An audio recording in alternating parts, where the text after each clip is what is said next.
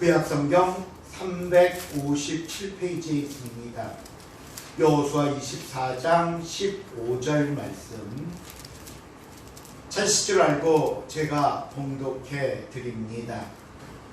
만일 여호와를 섬기는 것이 너희에게 좋지 않게 보이거든 너희 조상들이 강 저쪽에서 섬기던 신들이든지 또는 너희가 거주하는 땅에 있는 아모리 족속의 신들이든지 너희가 섬길 자를 오늘 택하라.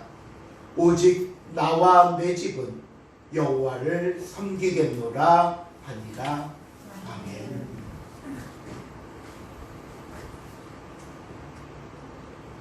오늘은 2023년 새해 첫날이자 첫 번째 주일입니다. 이전 것은 지나갔으니 보라 새 것이 되었도다 라는 말씀처럼 항상 새로운 시작은 하나님께서 주신 기회이며 다시 해보라는 격려의 말씀인 줄로 믿으시기를 바랍니다. 그렇다면 새롭게 맞이한 2023년 과연 저와 여러분은 어떤 삶을 살아야 할까요? 그 대답의 하나로 올해 교회 표어와 실천 사항으로 정한 것이 있습니다.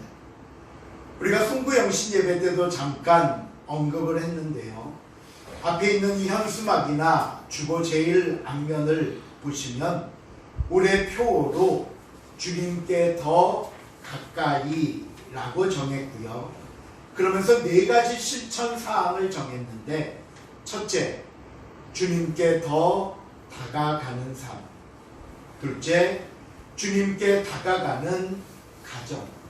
셋째, 주님께 다가가는 생업, 직장, 학업. 마지막 4번째, 주님께 다가가는 교회입니다.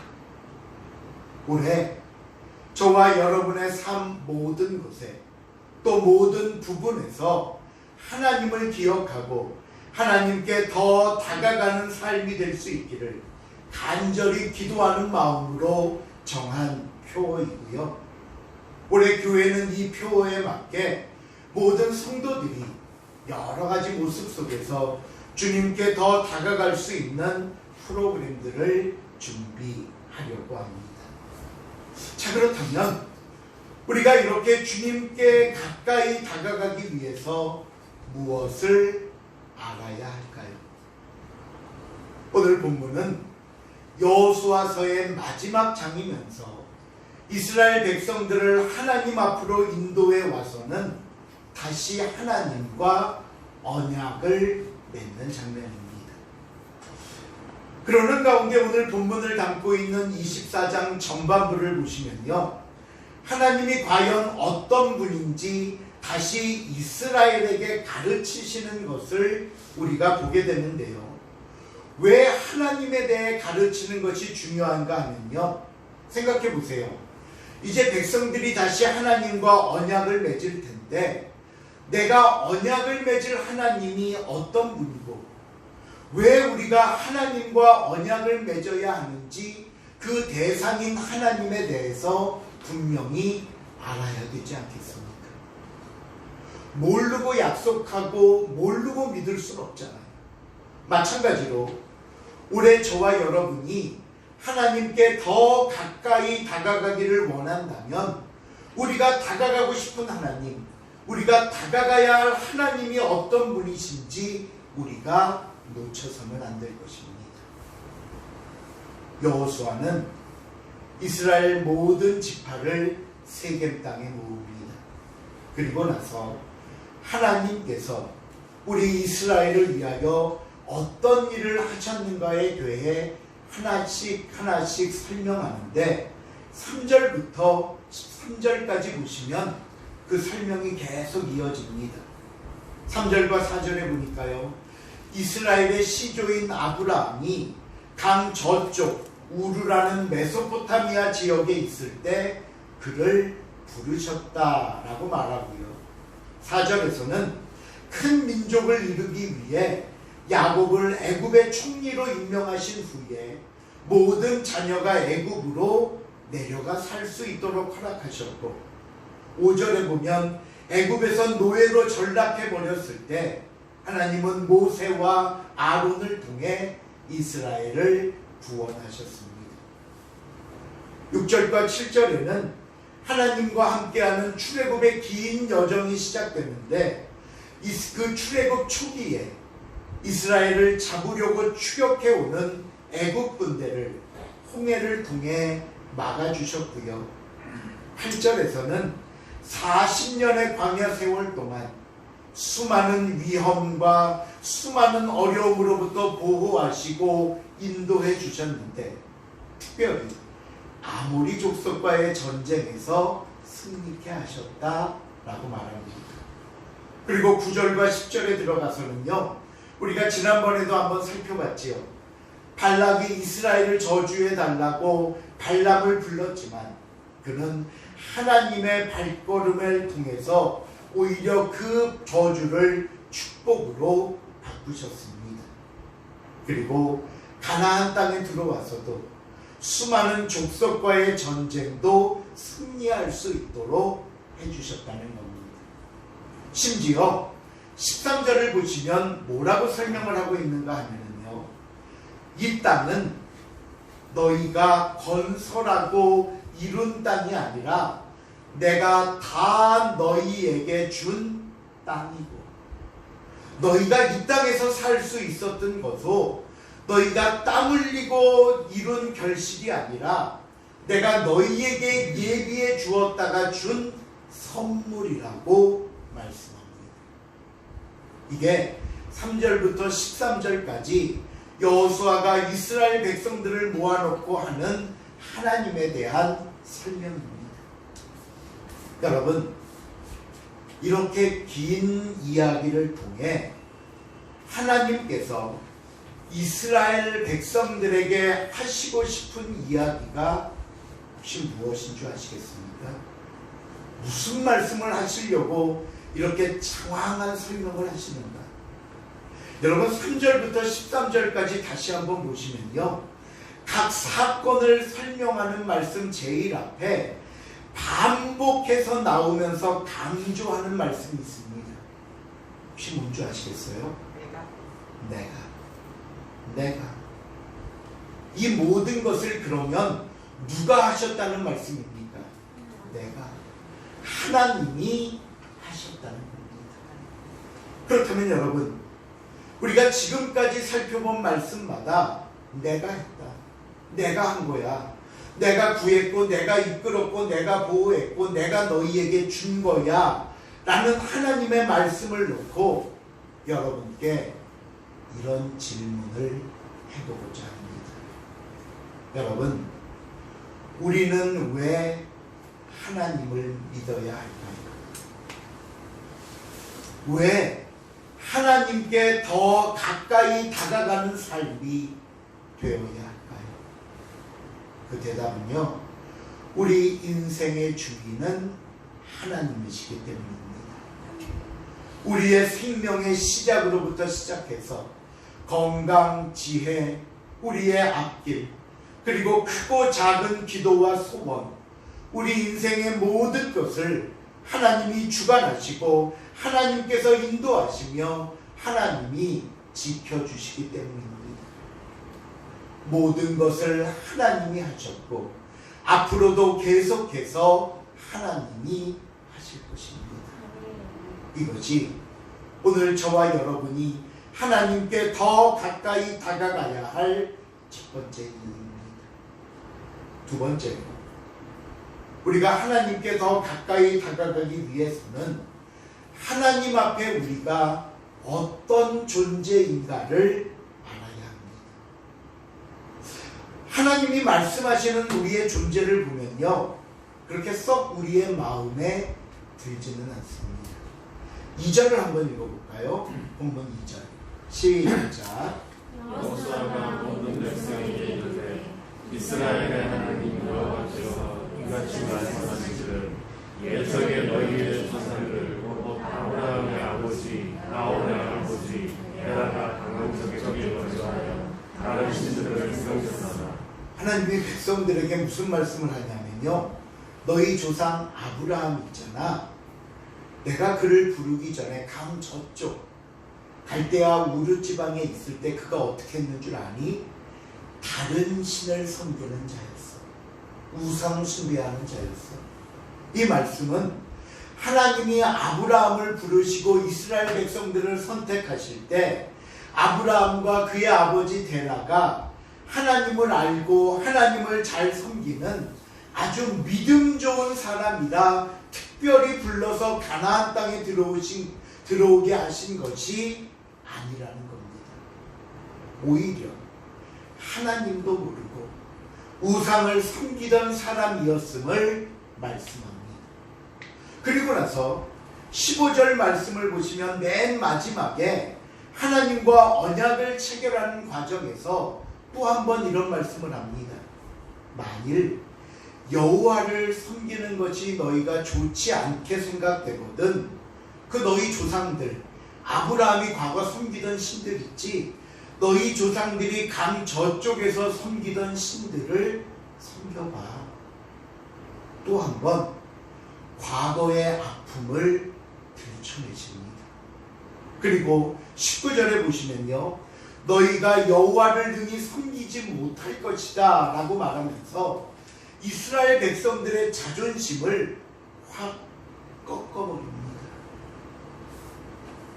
왜 이렇게 하실까요? 왜 너희 조상들은 우상 숭배했고 너희가 아무리 노력해도 너희의 노력과 수고는 내 마음에 들지 않아, 너희는 나를 능히 섬기지 못할 거야 라고 말씀하시는 이유가 뭡니까? 그 이유는요, 하나님 앞에서 항상 겸손해야 함을 가르치기 위함입니다. 말로는 하나님이 주셨다 그러고 말로는 하나님이 내 삶의 주인입니다 하면서도 실제 살아가는 내 삶을 보면 내가 주인입니다. 내 마음대로 사는 삶일 때가 너무나 많다는 겁니다. 왜 이런 줄 아십니까? 이유는 하나입니다. 나에게 힘이 있는 줄 알기 때문입니다. 나는 충분히 그럴 수 있어. 신명기 8장 17절을 보실까요? 같이 읽어봅니다. 시작. 내 능력과 내 손의 힘으로 내가 이 재물을 얻었다 말하시니라. 이게 우리의 생각입니다. 내가 능력이 있어 성공한 겁니다. 내가 열심히 공부했고요, 내가 열심히 노력했고요, 내가 정말 남들보다 더 열심히 살아서 이렇게 된 겁니다. 그런데요, 이것을 가리켜 교만이라고 말합니다. 그리고 교만한 사람은 절대로 하나님을 찾지 않을 뿐더러 하나님께 더 가까이 다가가려고 하지도 않습니다. 그러게 여러분, 그 다음 18절을 한번 읽어보십시오. 18절 시작. 내가 하나님 여호와를 기억하라. 그가 내게 재물과 능력을 주셨습니다. 예, 재물, 능력, 열심히 배울 수 있는 기회, 그리고 지혜, 환경, 이 모든 것을 하나님이 허락하셨기에 가능했던 것입니다. 그러니 하나님 없는 성공은 없습니다. 하나님 없는 기회도 없습니다. 하나님 없는 열심은 있을 수 없다는 겁니다. 오늘 우리가 가지고 있는 모든 것도 결국은 나에게 긍휼을 베푸시는 하나님의 결과라는 사실을 여러분 기억하시기 바랍니다. 자, 이렇게 먼저 성경은 우리에게 왜 우리가 하나님께 다가가야 하는지 말씀했습니다. 그 첫 번째 이유는 모든 것을 하나님이 하셨고 또 앞으로 하나님께서 하실 것이기 때문입니다. 두 번째 이유는 결코 우리의 힘과 방법으로는 이 세상을 살 수 없기 때문입니다.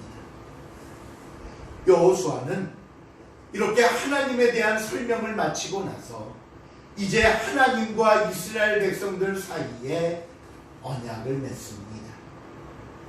이 언약식을 오늘 우리에게 대입해 본다면 앞으로 우리의 각오, 말씀에 대한 순종의 다짐이라고 말할 수 있을 것이고요.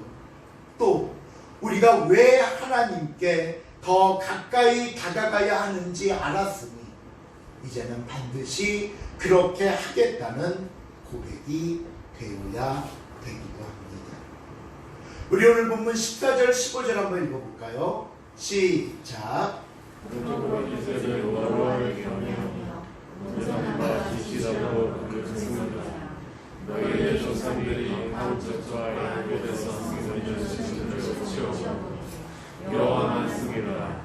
만일 여호와를 승리는 것이 너희에게 좋지 않게 보이거든 너희 조상들이 강한 저쪽에서 승리는 신들이든지 또는 너희가 거주하는 땅에 있는 아모리 족속의 신들이든지 너희가 섬길 자를 오늘 택하라. 오직 나와 내 집은 여호와를 섬기려니와 하니. 14절 제일 앞에 보시면요, 그러므로라는 접속사가 나옵니다.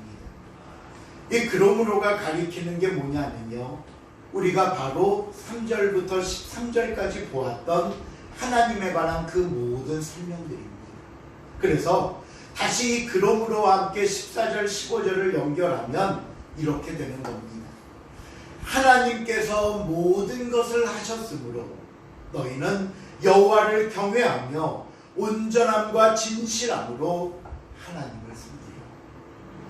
하나님께서 모든 것을 하셨으므로 너희 조상들이 섬기던 우상들을 치워버리고 오직 여호와만 섬기라. 그러면서 15절 제일 마지막에 여호수아가 뭐라고 고백하며 선포합니까? 같이 한번 읽어볼까요? 오직 시작. 오직 나와 내 집은 여호와를 섬기리라. 아멘. 이 시간 사랑하는 성도 여러분, 여러분은 어떻게 하시겠습니까? 여러분은 누구를 선택하고 누구를 섬기시겠습니까? 여기서 우리가 한 가지 오해하거나 착각하면 안 되는 게 있습니다. 이 15절 하반부를 보시면요, 거기 이런 말씀이 나와요. 오늘 너희가 섬길 자를 택하라 라고 하면서 마치 우리가 누구를 섬길 것인지에 대한 선택권을 가지고 있고, 여호수아는 그런 우리에게 야, 다른 신들 섬기지 말고 제발 하나님을 좀 섬겨줘, 하나님을 선택해줘 라고 부탁하는 것처럼 보이는데 절대로 그런 의미가 아닙니다. 이 말씀의 의미는요, 우리에게 편한 대로 선택하라는 게 아닙니다. 그럼 뭐냐? 만일 너희가 하나님 아닌 다른 신을 선택하고 섬기면 죽는다는 겁니다. 죽으리라. 그러기에 다른 선택은 없습니다. 제가 조금 전에 여러분은 누구를 섬기고 누구를 선택하십니까? 라고 물어보았지만 사실 이것은 말도 안 되는 질문이었습니다. 우리도 여호수아의 고백처럼 나와 내 집은 여호와 하나님만 섬기겠노라. 이 고백에 동의하며 같은 고백을 드려야 합니다.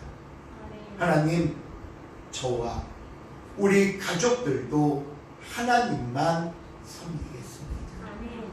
그래서 19절 20절 말씀을 보면요, 이미 앞에 16절에서 우리가 결단코 여호와를 버리고 다른 신을 섬기는 일을 하지 않겠다고 다짐하고 약속했음에도 불구하고 다시 한번 강조합니다.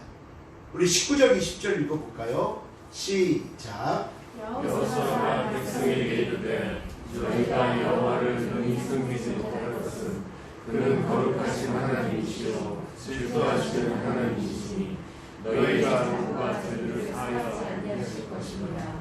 만일 너희가 여호와를 버리고 이방 신들을 섬기면 너희에게 복을 내리시는 그야말로 우리부터 너희에게 재앙을 내리시고 너희를 멸하시리라 하니 제일 앞에 보시면요, 분명히 백성들은 여호와를 섬기겠다고 했는데 여호수아가 너희가 여호와를 능히 섬기지 못할 거라고 했습니다. 이 말은 뭐냐면요, 자신하지 말라는 거예요. 나는 믿음 충분해. 난 어디서나 이 정도 믿음이면 됐지. 나는 누구보다도 하나님을 잘 섬길 수 있어. 앞에서 말씀드렸죠. 교만하지 말라는 겁니다. 믿음은, 신앙생활은 내 힘으로 하는 게 아니기 때문입니다. 절대로, 그러면서 뭐라고요? 너희가 결국을 하나님을 벗어난다면 절대로 너희의 잘못과 죄를 사하지 아니할 것이다. 설령 너희가 하나님을 버리고 이방신을 섬긴다면 너희에게 복을 내리셨다가도 다시 돌이켜 너희에게 재앙을 내리고 벌을 내리실 것이다. 여러분, 왜 이렇게 무섭게 말씀하는 줄 아십니까? 그것은요, 하나님은 저와 여러분을 사랑하셔서 구원하시고 은혜와 축복을 풍성하게 주시는 사랑의 하나님이시지만 우리가 혹여 하나님을 떠나고 범죄하면 언제든지 그 복을 돌이켜 재앙을 내리시며 우리를 멸하실 하나님이라는 사실을 잊어서는 안 되기 때문입니다. 이 하나님을 알기에 오늘 여호수아는 백성들을 모아놓고 재차 다짐하고 다짐하면서 너희가 진정 하나님을 섬기는 백성으로 살아가게 되기를 소원하는 겁니다. 하나님과의 언약을 맺으면서 이 약속을 제발 뿌리치지 않기를 간절한 마음으로 바라는 겁니다. 2023년 우리는 주님께 더 가까이 다가가기를 소원합니다. 여러분, 아니 단순하게 그래야죠. 그렇게 되기를 소원합니다. 당연한 거 아닙니까? 정도의 생각이나 마음으로 끝내지 마십시오. 여러분, 반드시 그렇게 살아야 합니다. 왜 그런 줄 아십니까? 지금 내 앞에 놓인 이 모든 문제를 해결해 주실 분은 하나님 분이시기 때문입니다. 나를 다시 일으켜 세워주실 분도 하나님 분이고요.